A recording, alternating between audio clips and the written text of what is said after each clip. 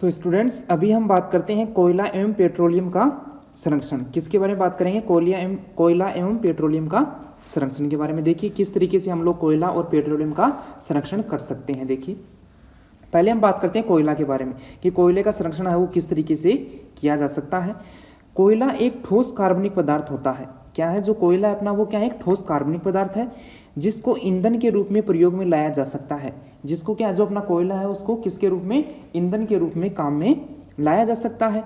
ऊर्जा के प्रमुख स्रोतों के रूप में कोयला अत्यंत महत्वपूर्ण है। जो ऊर्जा के स्रोत के बारे में हम लोग बात करें तो कोयला क्या है? अपना अत्यंत महत्वपूर्ण स्रोत है। कुल प्रयुक्त ऊर्जा का 35 से 40% भाग कोयले से प्राप्त होता है। जो हमारे पास जितनी भी ऊर्जा प्राप्त होती है उसका कितना 35 से 40% भाग किससे प्राप्त होता है? हमें वो होता है हमें कोयले से प्राप्त होता है।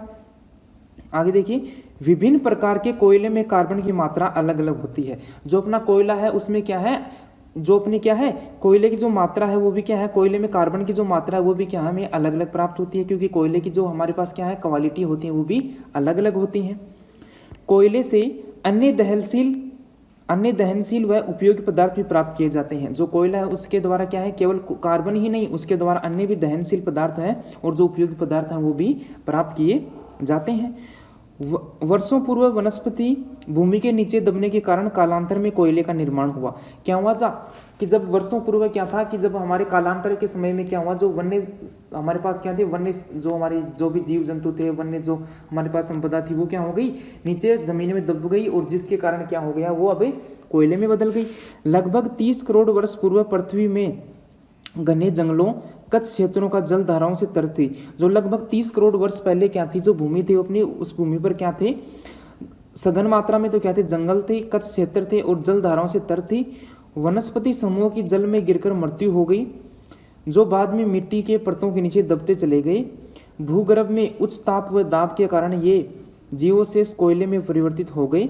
कोयले में मुख्य कार्बन एवं उसके यौगिक होते हैं। जो कोयला होता है उसमें क्या है? जो मुख्य जो कारक होते हैं वो कौन से अपने?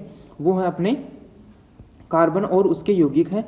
कार्बन तथा हाइड्रोजन के अतिरिक्त नाइट्रोजन, ऑक्सीजन तथा गंधक भी होते हैं। इसके अतिरिक्त फास्फोरस तथा कुछ अकार्बनिक द्रव्य भी पाए जाते हैं। जो कोयला है उसमें क्या है? हाइड्रोजन और कोयले के अलावा भी क्या पाए जाते हैं? नाइट्रोजन पाया जाता है, ऑक्सीजन पाया जाता है, गंधक जिसको सल्फर बोलते हैं वो भी पाया जाता है और फास्फोरस भी इसमें पाया जाता है। आगे देखिए नमी रहित कार्बन की मात्रा के आधार पर कोयले को निम्न 4 भागों में बांटा गया है। कि जो नमी रहित कोयला होता है उसको 4 भागों में बांटा गया है। देखिए सबसे पहले एंथ्रासाइट, जिसमें क्या है जो कार्बन है उसकी मात्रा कितनी होती है? 94 से 98% कार्बन की मात्रा होती है और ये सबसे अच्छी क्वालिटी का होता है। कौन सा अपना कोयला? एंथ्रासाइट। दूसरा अपना बिटुमिन्स, जो बिटुमिन्स है उसमें कार्बन की मात्रा कितनी होती है? वो होती है 78 से 86% भाग पाया जाता है इसमें कार्बन का। तीसरा अपना लिग्नाइट, लिग्नाइट में 28 से 30% भाग किसका पाया जाता है? कार्बन का पाया जाता है। अगला अपना पिट, जिसमें कितना है 27% कार्बन पाया जाता है। ऐसा कोयला जिसमें क्या है 27% कार्बन पाया जाता है, वो कौन सा अपना? वो है अपना पिट है। हवा की अनुपस्थिति में 1000 से 1400 डिग्री सेल्सियस पर गर्म करने पर कोल गैस अमोनिया प्राप्त होता है। क्या होता है? हवा की अनुपस्थिति में क्या है 1000 से 1400 डिग्री सेंटीग्रेड पर जब इसको कोयले को गर्म किया जाता है तो उससे कोल गैस और अमोनिया प्राप्त किया जाता है। इस प्रक्रिया को कोयले का भंजन आसवन कहते हैं। और जब ये प्रक्रिया की जाती है क्या, जो कोयले को 1000 से 1400 सेंटीग्रेड पर गर्म किया जाता है तो इस प्रक्रिया को क्या कहा जाता है? भंजन आसवन कहा जाता है। भारत में कोयला मुख्यतः झारखंड, मध्य प्रदेश, उड़ीसा, पश्चिम बंगाल एवं आंध्र प्रदेश में पाया जाता है। तो भारत में क्या है मोस्टली इन राज्यों में क्या पाया जाता है? अपना कोयला पाया जाता है। पेट्रोलियम है आगे क्या है? अपना पेट्रोलियम है। तो देखिए पेट्रोलियम का हम लोग संरक्षण किस तरीके से कर सकते हैं। पेट्रोलियम एक अत्यधिक उपयोगी पदार्थ है जिसका उपयोग दैनिक जीवन में बहुत अधिक होता है। क्या है? जो पेट्रोलियम है वो भी क्या अपने दैनिक जीवन में काम आने वाला हमारे पास क्या है एक पदार्थ है जिसका उपयोग बहुत अधिक मात्रा में किया जाता है। आगे देखिए कोयले की भांति पेट्रोलियम भी एक जीवाश्म ईंधन है। कोयले की भांति हमारे का क्या है जो पेट्रोल है वो भी क्या है? एक जीवाश्म ईंधन है जिसका निर्माण भी कोयले की तरह वनस्पतियों एवं जीव जंतुओं को पृथ्वी के नीचे दबने के कालांतर में उनके ऊपर उच्च दाब व ताप के आपतन के कारण ही हुआ है। और जो अपना पेट्रोलियम है उसका निर्माण भी किसकी तरह हुआ है, जो कोयले का निर्माण हुआ था उसी की तरह क्या हुआ, अपने पेट्रोलियम का भी निर्माण हुआ है। प्राकृतिक रूप में पाए जाने वाले पेट्रोलियम के अपरिष्कृत तेल, कच्चा तेल, चट्टानों का तेल आदि कहा जाता है। जो काले रंग का गाढ़ा द्रव होता है इसमें विभिन्न अवयव पाए जाते हैं। जो हमारे पास क्या है, जो नीचे से जो तेल निकाला जाता है उसको अपरिष्कृत तेल होता है, जिसको क्या कहा जाता है, जिसे चट्टानों का तेल भी कहते हैं, फिर कच्चा तेल भी कहा जाता है। जो क्या होता है अपना एकदम से गाढ़े काले रंग का होता है, द्रव होता है, इसमें क्या है विभिन्न अवयव पाए जाते हैं, विभिन्न प्रकार के तेल पाए जाते हैं। आगे देखिए,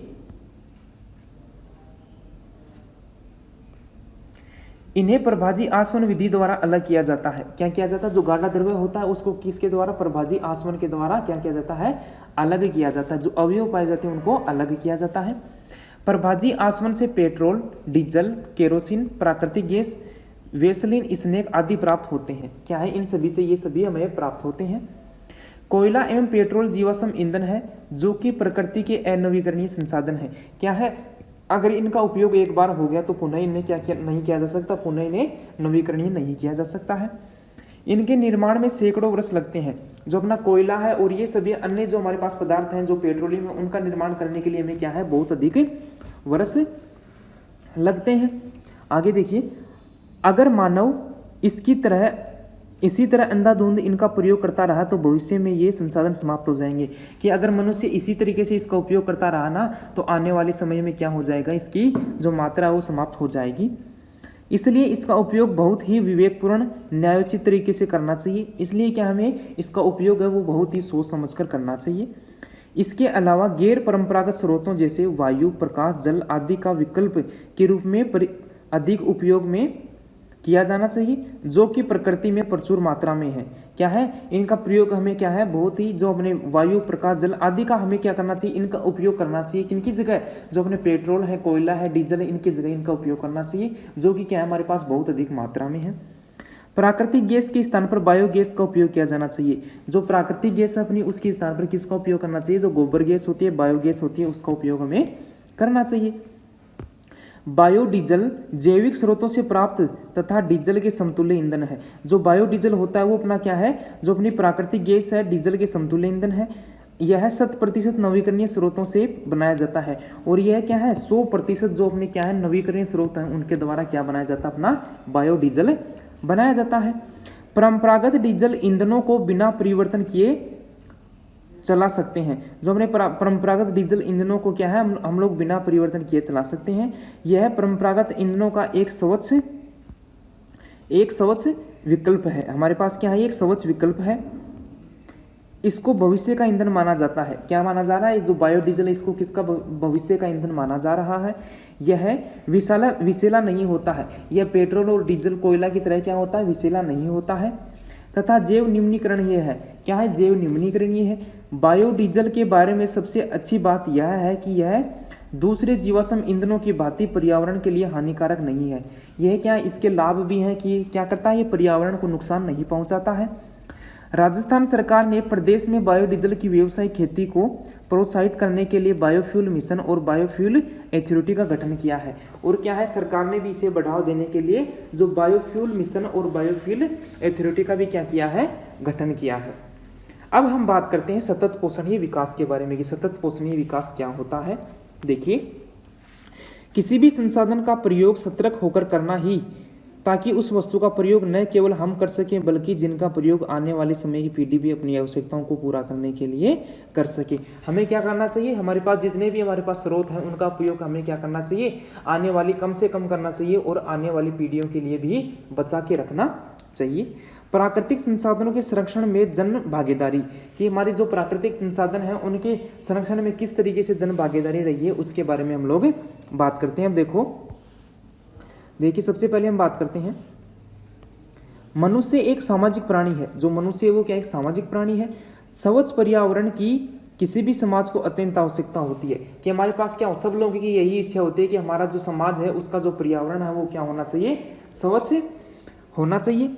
स्वच्छ पर्यावरण के साथ मानव जीवन एवं स्वास्थ्य जुड़ा है कि हमारा पर्यावरण स्वस्थ रहेगा तो हमारा जीवन भी क्या रहेगा, एकदम से स्वच्छ रहेगा।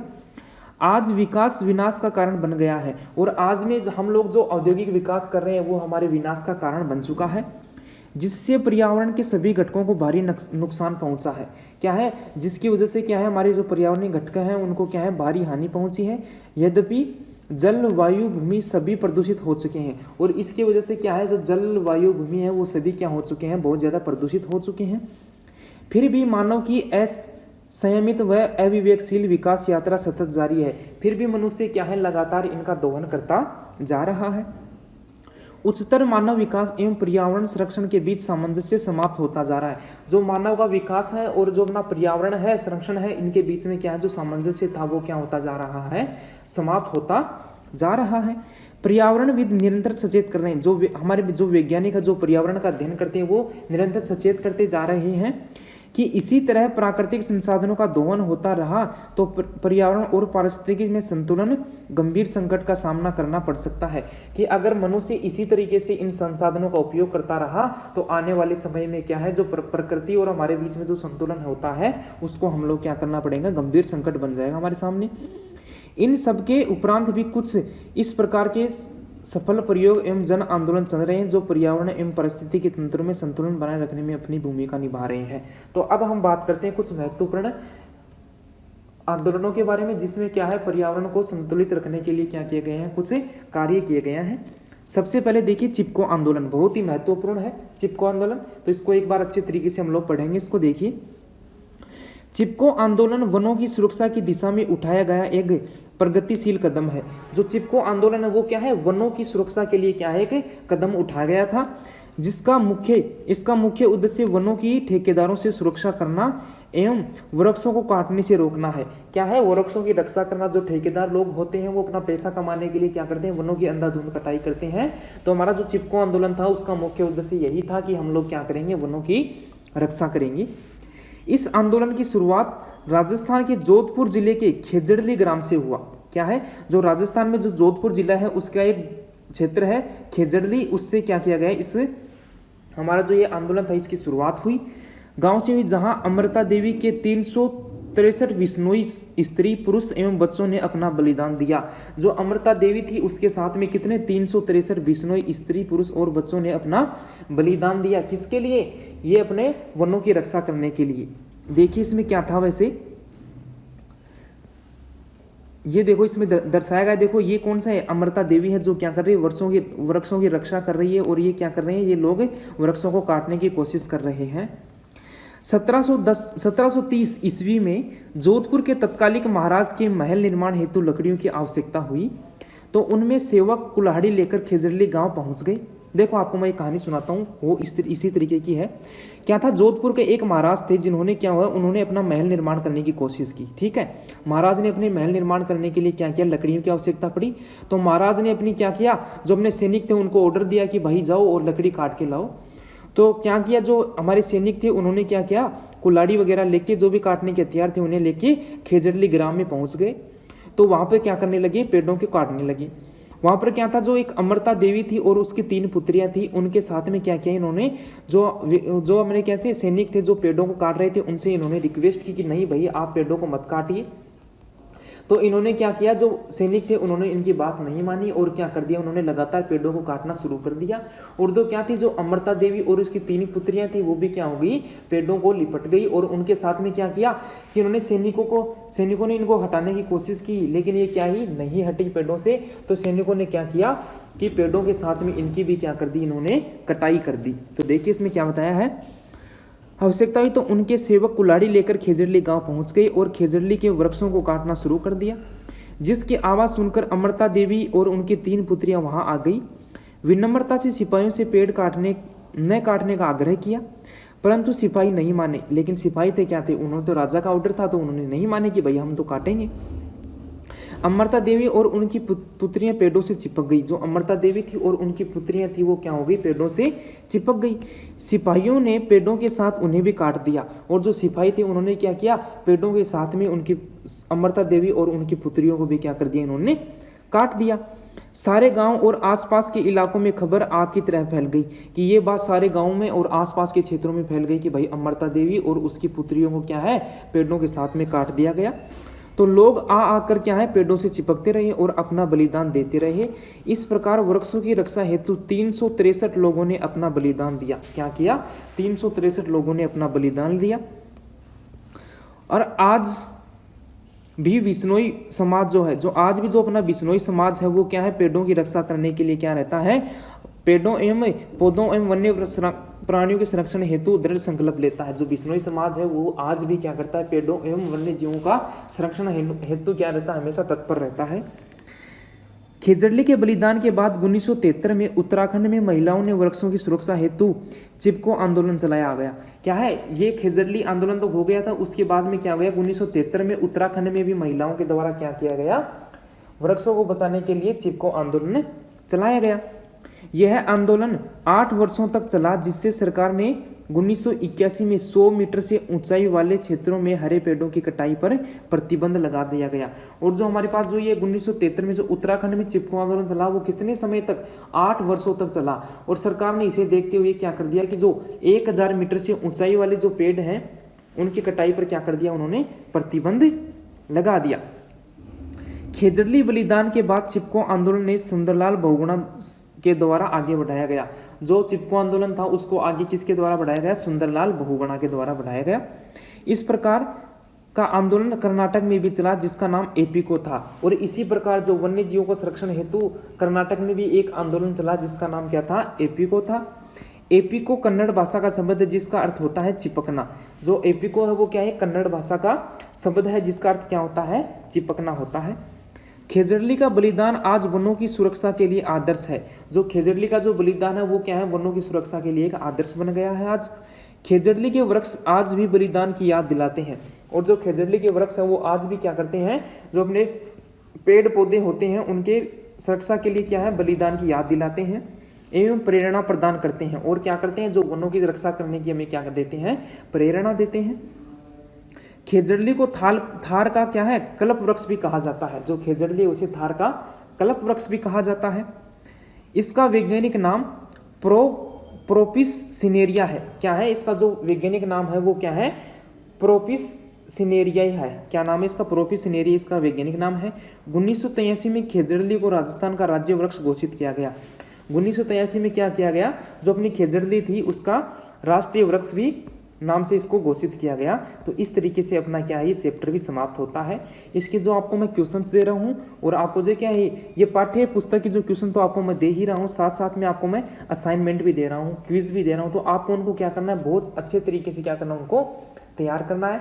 और आपको मैं क्या करता जा रहा हूँ, इसके साथ में जो आने वाले क्वेश्चन जिनकी संभावना बनती है कि भाई परीक्षा में ऐसे क्वेश्चन पूछे जाते हैं वो भी मैं डाल रहा हूँ उसमें। उसके साथ में जो आपके क्वेश्चन पूछे गए हैं वो भी उसमें डाल रहे हैं हम लोग। और साथ में क्या कर रहे हैं, जो आपके पाठ्य पुस्तक के क्वेश्चन है उनको भी हम लोग क्या कर रहे हैं उसमें इंक्लूड कर रहे हैं। तो आपको बहुत ही ध्यान से अच्छे तरीके से पढ़ना है आपको और उनको अच्छे तरीके से याद करते जाना है। तब तक के लिए है